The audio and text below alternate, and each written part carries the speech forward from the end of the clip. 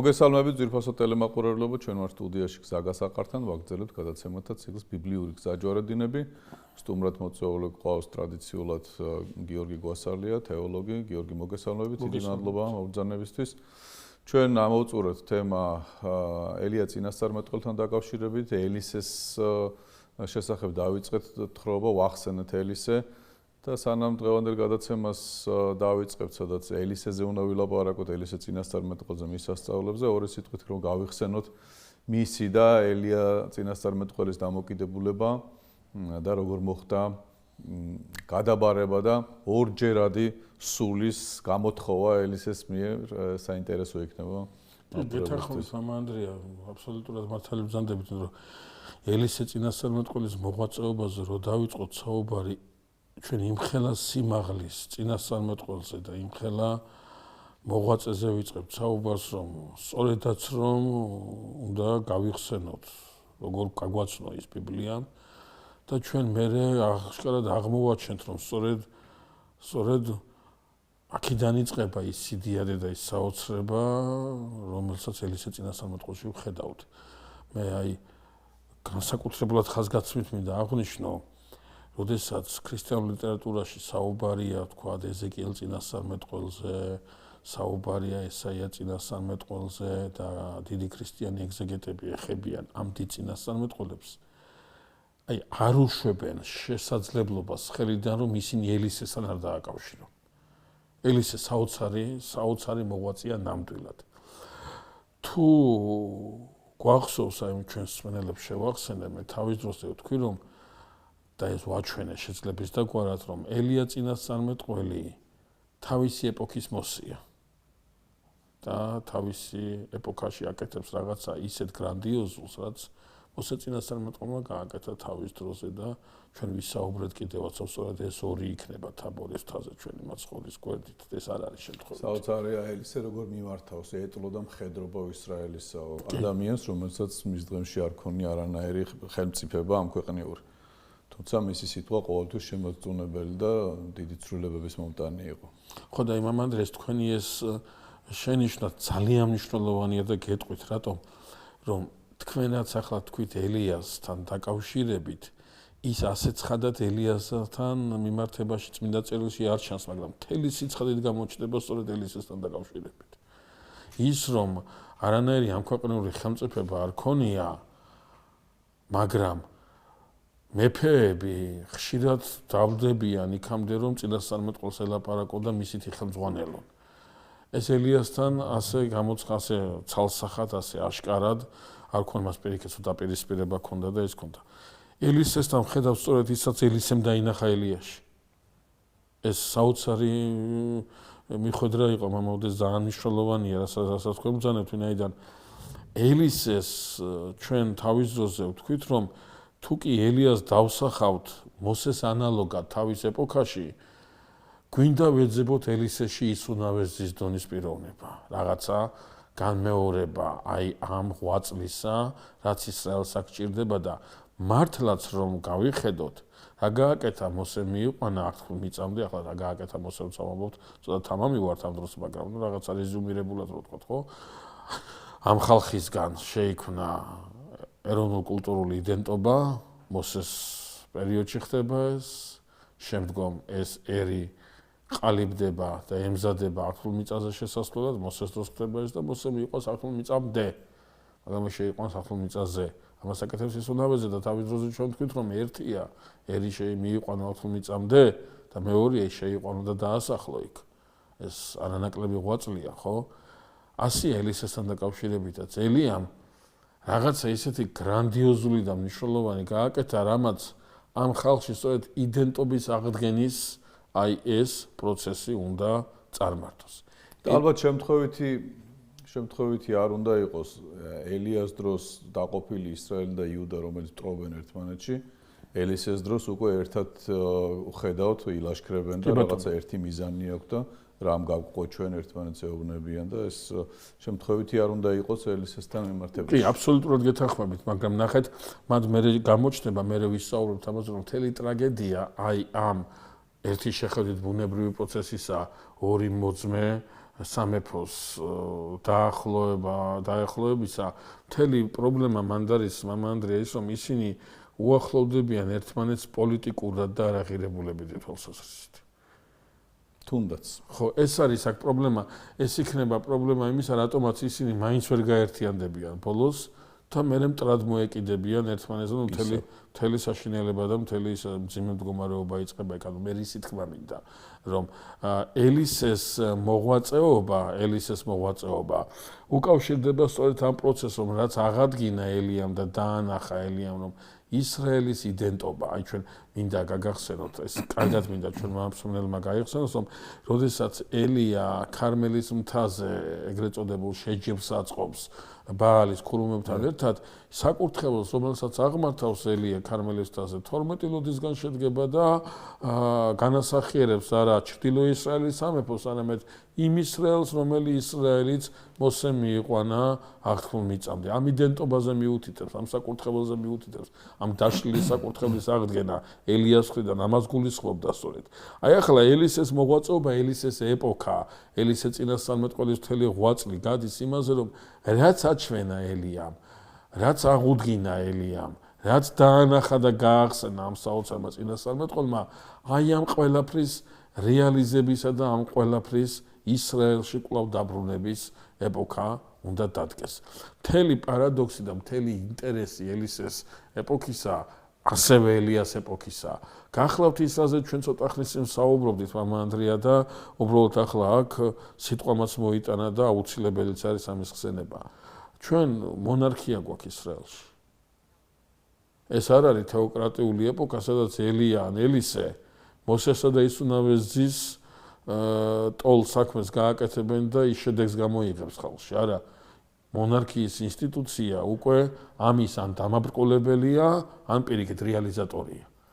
და ჩვენ ხედავთ ყოველად უარყოფით და ყოველად მიუღებელ მოვლენას ისრაელის ისტორიაში, როდესაც მონარქია კი არ ეხმარება ისრაელს, არამედ დაღუპვისაკენ ფართო ნაბიჯებით მიეკანება. ხო, როდესაც ღმერთი დაკარგა მონარქია და ჩვენ თავის დროზე ერობოამის მაგალითი. კი ბატონო, ჩვენ თავის დროზე ამას აღნიშნავთ, რომ მონარქია ღმერთმა ისრაელში დაუშვა ერთადერთი პირობით. თუ მეფე არ მეფობს, თუ მეფის ადგილი კვლავ დათმობილი აქვს ღმერთში გულისხმობთ რას? იმ კანონებს, იმ ღირებულებათა სისტემას, რომელშიც ყალიბდება ისრაელის იდენტობა და ნარჩუნდება ის. მაგრამ როგორც კი ამის ადგილს მეფე და მისი პოლიტიკური ინტერესები მიითვისებს, აქედან არაფერი არ დარჩება. მონარქია ისეთივე დაღუპელი იქნება ამ ხალხისათვის, როგორც ჩვეულებრივი რიგითი თქვა რაღაც კებთაყვანისმცემლობა, ხო? აი, ჩვენ როდესაც ელიაზე და ელისაზე ვსაუბრობთ, ამ ეპოქის თავისებურების ფონზე უნდა ვისაუბროთ, სწორედ რომ ელიას და ელისეს მარტო ხალხთან ურთიერთობა კი არ უხდება, მათ უხდებათ ინსტიტუციასთან დაპირისპირება. მათ უხდებათ სამეფო ოჯახთან დაპირისპირება, მათ უხდებათ სახელმწიფო პოლიტიკასთან, ამ სახელმწიფო კურსთან დაპირისპირება. ოღონდ არა როგორც პოლიტიკური, რა ქვია, ვექტორის გამასწორებლები, არამედ როგორც ღირებულებითი ნიშნულის აღმადგენლები. ანუ არ არის აქ საუბარი მას ელისესთან ძალიან კარგად გამოჩნდება. რომ ურთიერთობა, დაძაბული ურთიერთობა, რომელიც სირიასა და ისრაელს შორის არსებობს ელისეს ეპოქაში, ელისი ამ დაძაბულობას უყურებს და აფრთხილებს სწორედ რელიგიური ღირებულებით კვალობას. იქ არ არის საუბარი, ელისი არ ერება იმამში სიტყვაზე, რომ მეფემ ჯარი აქ უნდა გარწმუნას, ამ დროს იქ უნდა ილაშქროს, თუ საგარეო პოლიტიკა, სავაჭრო იქნება, ის ეკონომიური იქნება თუ პოლიტიკური, რა მიმართულებით როგორ უნდა მიმართოს. აქ საუბარი სულ სხვა რამეზეა. რომ რასაც აკეთებს სამეფო ოჯახი, ამის მიღმა ანგრევს თუ ინარჩუნებს იმას, რაც ელიას დროს გაიხსენა ისრაელმა. გავიხსენოთ, რომ ქარმელის მთაზე ისრაელმა ხმამაღლა შეძახა, რომ დიდარს უფალი, ხო? ანუ იახვესთან დაკავშირებით, ანუ ღმერთი არის არა ბაალი, არამედ იახვე და მოტრიალდა ისრაელი მაშინ, ხო? ამიტომაც ეუბნება ამ სიტყვებს ელიას, რომ შენ ხარ მხედრობა ცხადია, ყველაზე ძლევამოსილი დამცველი ისრაელის. ცხადიასია და საინტერესო ერთ დეტალს რო გავუსვათ ხაზი კიდევ. როდესაც თხოვს ელიას ორმაგის სული მაქვსო სათხოვარი შენთან, ელია ეუბნება თუ დაინახავ როგორ გამიყვანს უფალი ამას თუ დაინახავ აი ეს დანახვა ძალიან მნიშვნელოვანი მინიშნება არის ანუ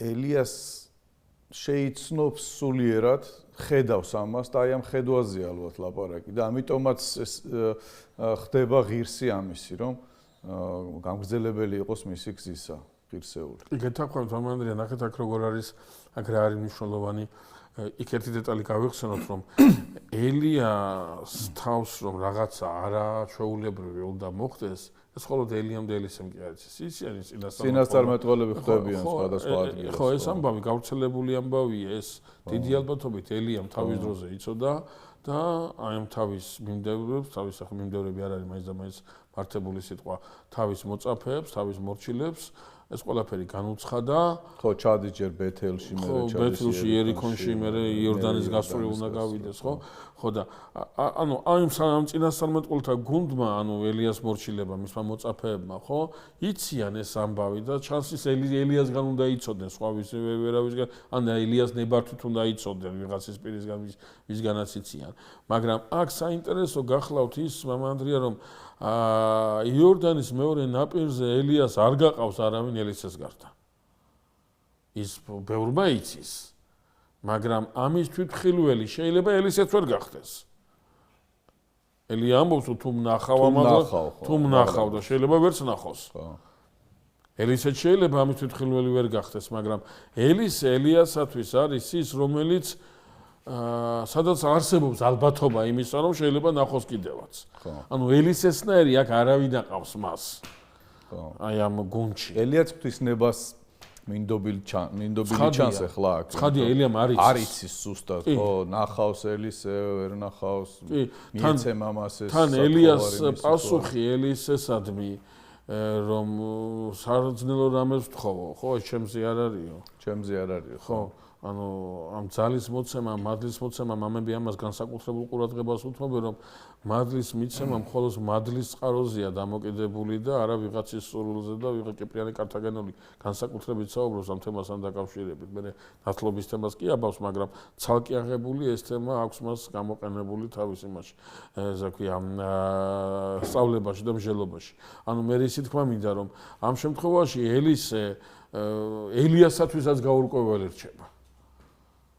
ელიასათვისაც გაურკვეველი აქვს რაღაცა ნიშნები ამ კაცს ახლა რა ნიშნები აქვს ამ კაცს მოდი ვნახოთ ის ყველაზე მნიშვნელოვანი დეტალი რატომაც ელია გაიყოლებს ელისეს იორდანეზე იმ მეორე მხარეს და ყურადღების ცენტრში ყავს ის თავიდანვე პირველი რაც ჩვენ გვახსენდება და რასაც ხაზი უნდა გაუსვათ ეს არის თავად საღვთო გამოცხადება რომელიც ელისეს გამორჩევაზე, ქორების მთაზე მიუთითებს, რომ ელისე უნდა გამოირჩიოს. და მეორე ეს არის ის ეპიზოდი, როდესაც ელია ელისეს გამოირჩევს. როდესაც ელისე საკმაოდ ისეთი შეძლებული ოჯახის შვილი ჩანს და მიუძღვის აი ამ უღლეულ ხარს და ელია გადაუგდებს ამ სამოს და ეს არის ყურადღების მიქცევის ის არა მე ეტყვის ელისე რომ დავემშვიდობებიო ჩემი ანებს და გააკეთეო რაც გინდა ის ამითხოვიო ხო რა მომითხოვიო შენთვის ხო ანუ შენ თავისუფალი ხარ ამ შემთხვევაში რასაც აკეთებ შენ თვითონ აკეთებ რას გააკეთებს ელისე იმას გააკეთებს რომ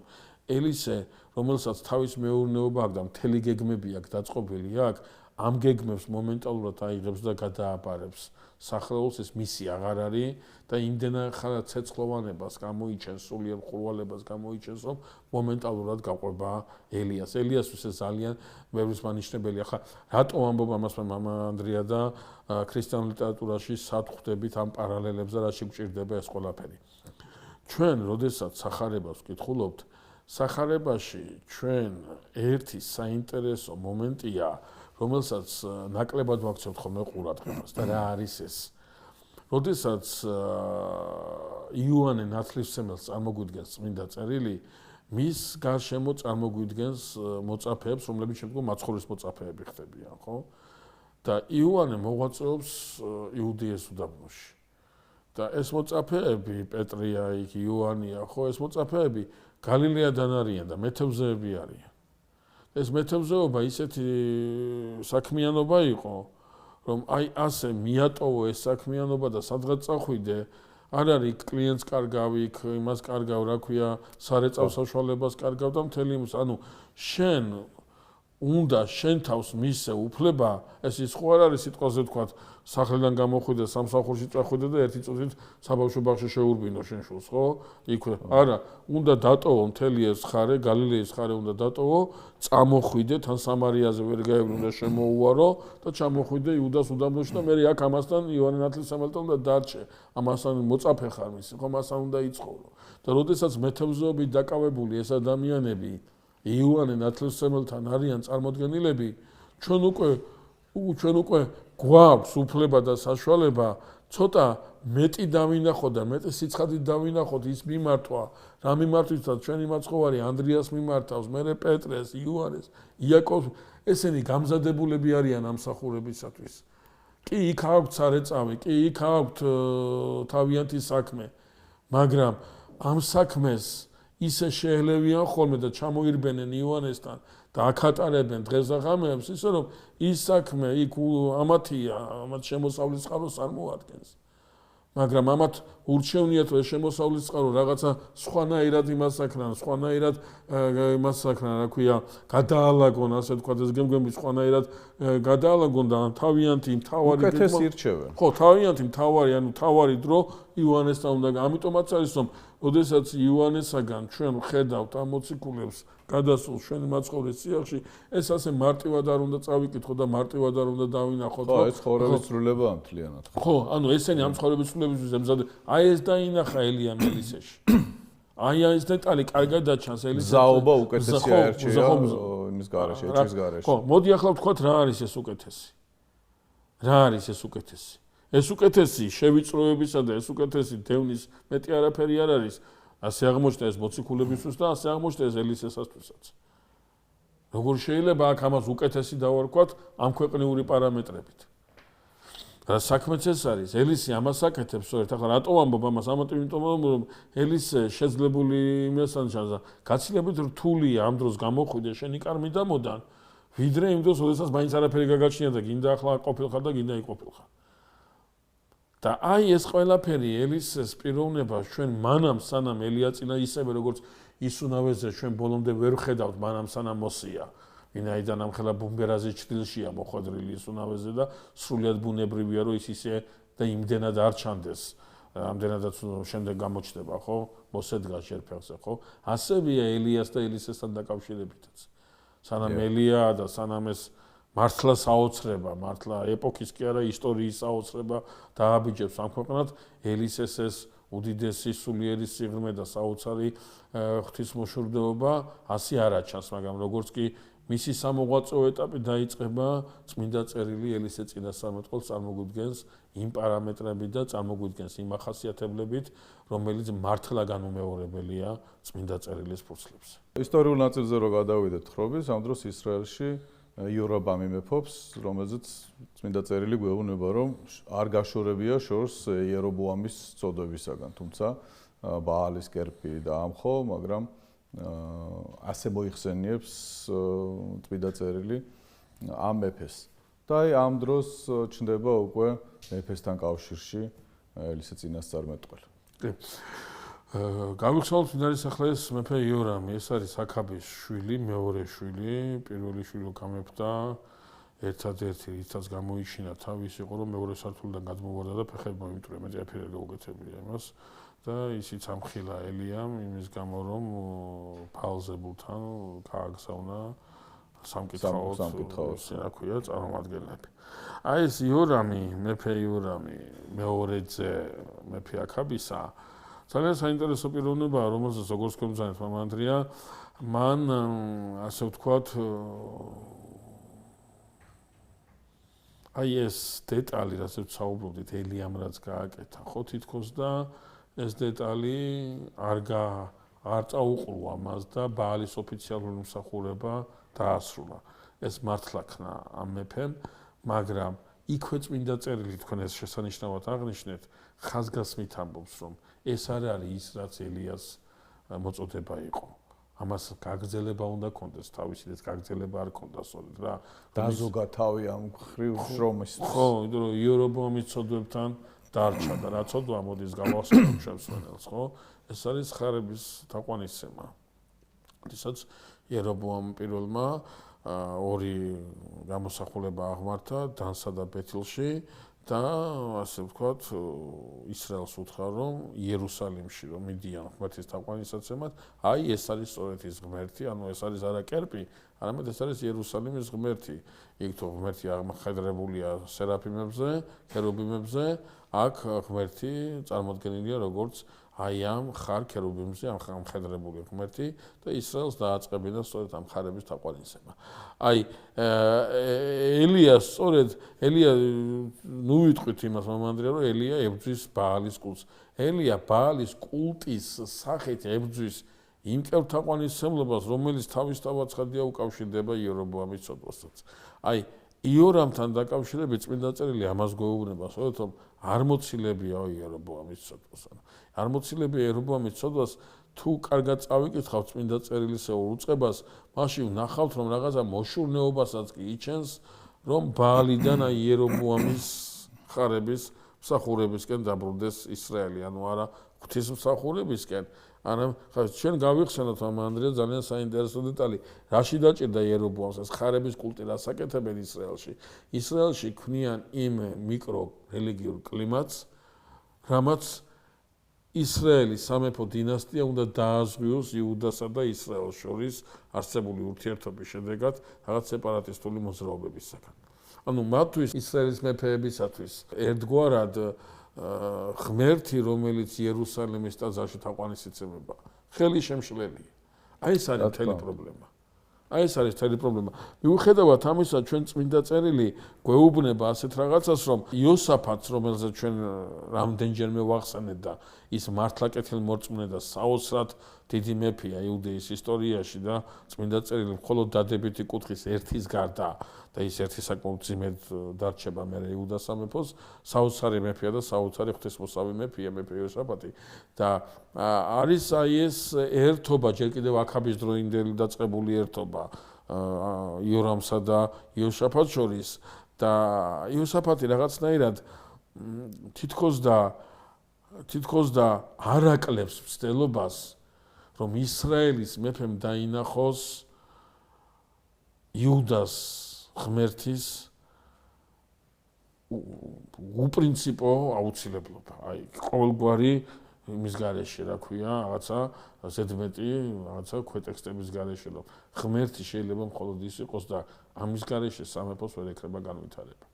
მაგრამ ჩვენ აი პირუკუ იმას ხედავთ, თითქოს და იორამი, თელი აქაბის სახლი და არა მარტო აქაბის სახლი, შემდეგი დინასტია, რომელიც მოვა, თითქოს და შეგნებულად თვალს უხუჭავს ამას ყველაფერს, კიდევ და კიდევ ერთი რამის გამო დავაკვირდეთ მამანდრია.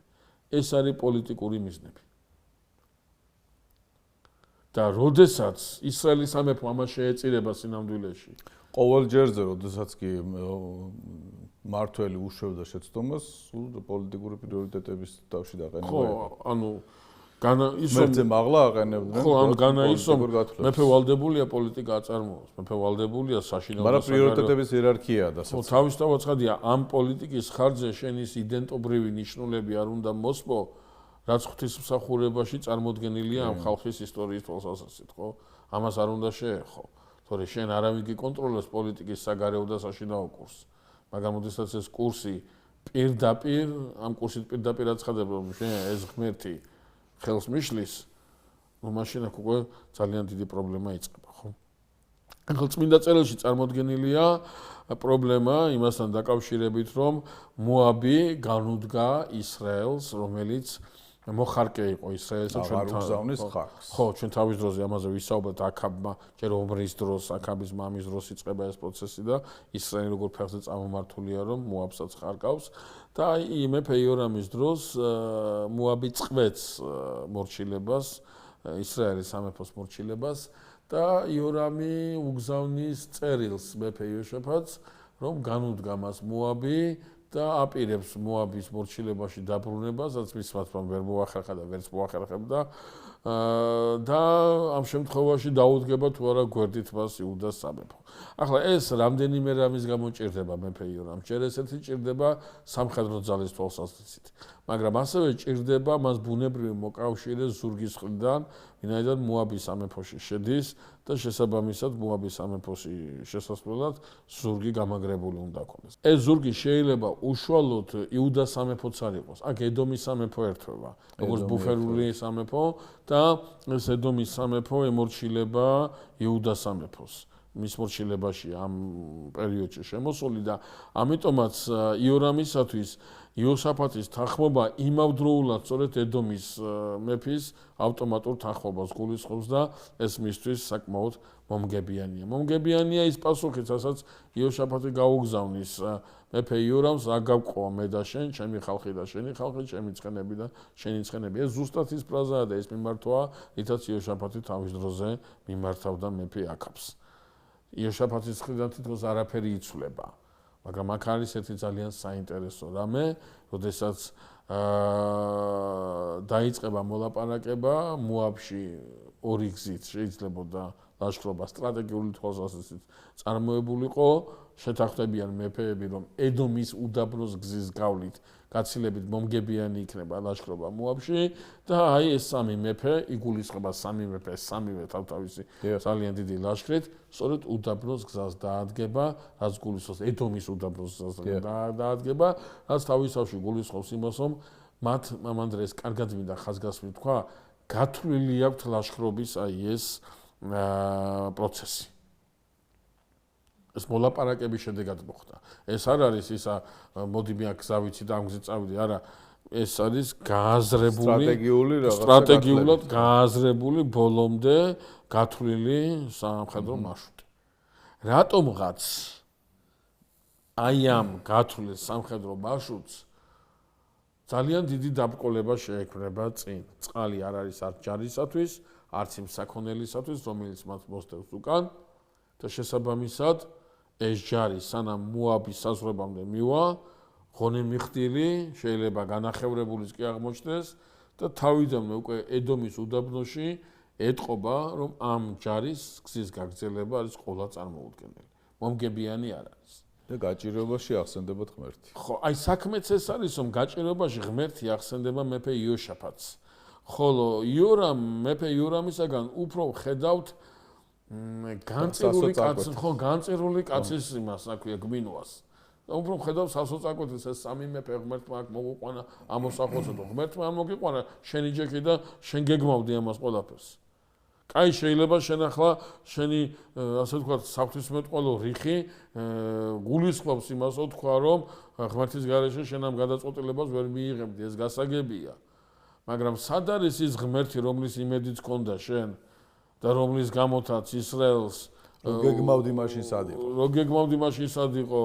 ახლა სად არის ის ღმერთი, რომელიც ღმერთისაც იმედი ჰქონდა შენ და ისრაელს ეუბნები იერობოამის გასვათ, რომ აგერ არის შენი ღმერთები ისრაელ და ნუ ივლი იერუსალიმში.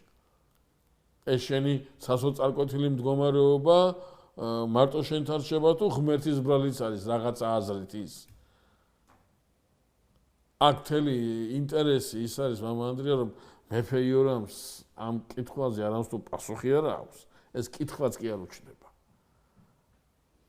პირდაპირ სასოწარკვეთილ. პირდაპირ ხო, ზოგადად ახლა საუბრობენ ამ თემაზე, აი ეს სრულ მორწმუნეობა, ეს უღმერთობა, როგორ შიშის წინაშე განსაცდელი და შენ უკვე სასოწარკვეთილებას ეძლევ. ამიტომაც ასე დროს თუ დავაკვირდებით, ადამიანი მაქსიმალურად ცდილობს განსაცდელებს თავი აარიდოს არა იმ თვალსაზრისით, რა თვალსაზრისით ეკლესია ასწავლის მას, არამედ იმ თვალსაზრისით, რომ კომფორტულად იგრძნოს თავი და ეს ყველაფერი მერე ღმერთს დააბრალოს. თავისი მეცადინეობა ღმერთს დააბრალოს. იმ დროს, როდესაც იოშაფატი სულ სხვა კითხვას ასვავს. იოშაფატი კითხულობს, არის სულ აქ ვინმე წინასწარმეტყველი ღვთისკაცი, რომელსაც დავეკითხებით. იოშაფატისათვის იმან ხო არ იცის მეფე იოშაფატმა რა პასუხს ეთქვის ის, მაგრამ იოშაფატისათვის ღვთის პასუხი უკვე გამოსავალია. არ იცის ის მოტრიალდითო ეტყვის, გააგრძელეთ გზას ეტყვის, ეს რა ჩაგიდენია, არ იცის. მაგრამ თვითონ რომ ღმერთის საგანი იქნება სიტყვა ნაუწყები, ის არის მისთვის უკვე გამოსავალი. ნახეთ, როგორი დაშორება, როგორი სხვადასხვაობაა იორამსა და იოშაფატს შორის. როგორი სხვადასხვა დამოკიდებულება, როგორი სხვადასხვა ურთიერთობაა.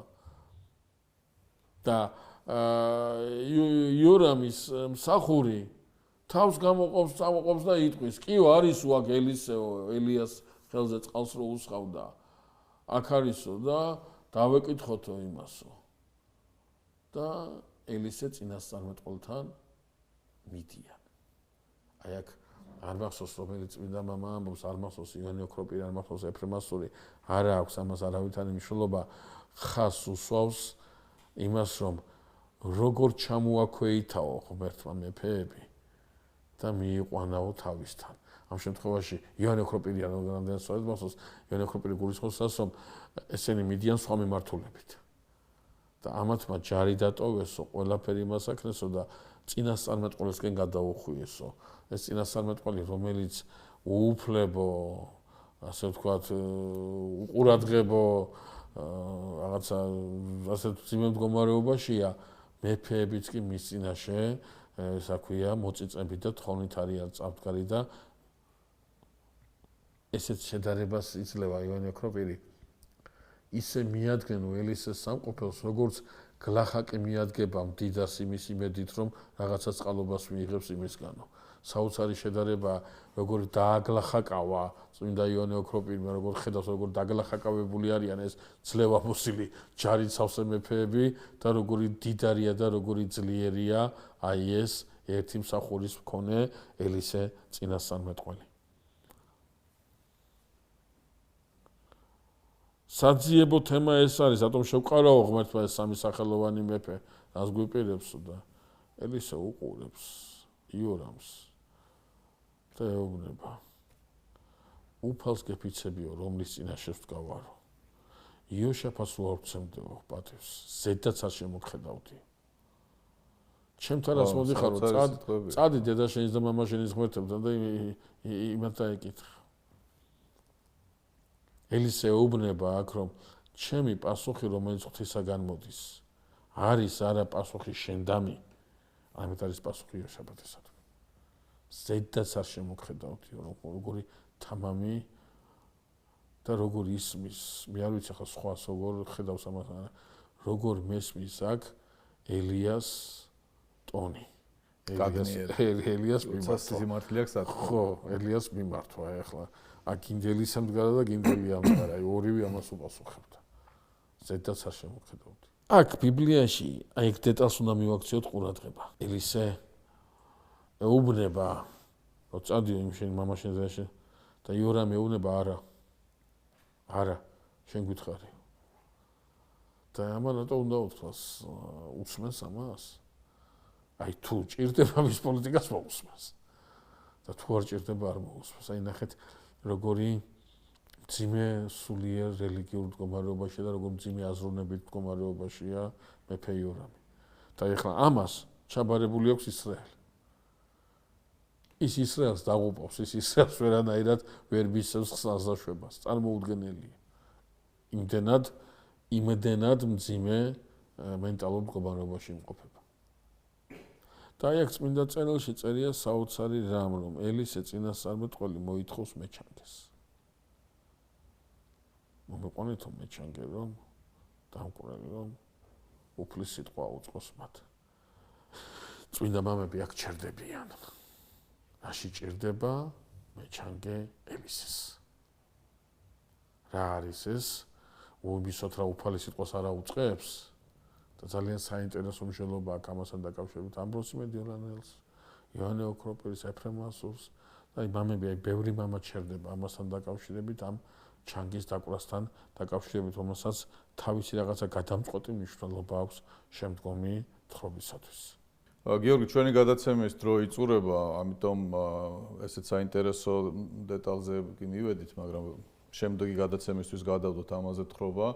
შემდეგ გადაცემაში უკვე უნდა გადავიდეთ იმ სასწაულებზე, რომელსაც ელისეს ჩადის, მეფეს წინაშე, ხალხის წინაშე და საკმაოდ ვრცელი საუბარი გვექნება, ამიტომ ჯობს შემდეგ გადაცემისათვის შემოვინახოთ ეს თემა. ხო, ლოგიკურიც არის, ვინაიდან რაღაცნაირად აქ ჩვენ უკვე მეფეები მივიდნენ ელისესთან და ელისემ რაღაცა უნდა უთხრას და წინასწარმეტყველური თქმის შინაარსით და ეს ძალიან ხატოვნა და ძალიან ისი ალბათ მართლა ცალკე გასაგრძელებელი თემაა, როგორც თქვენ მართებულად ბრძანებთ და თავმშვიდობები მაყურებელს ამეთ მაშინ.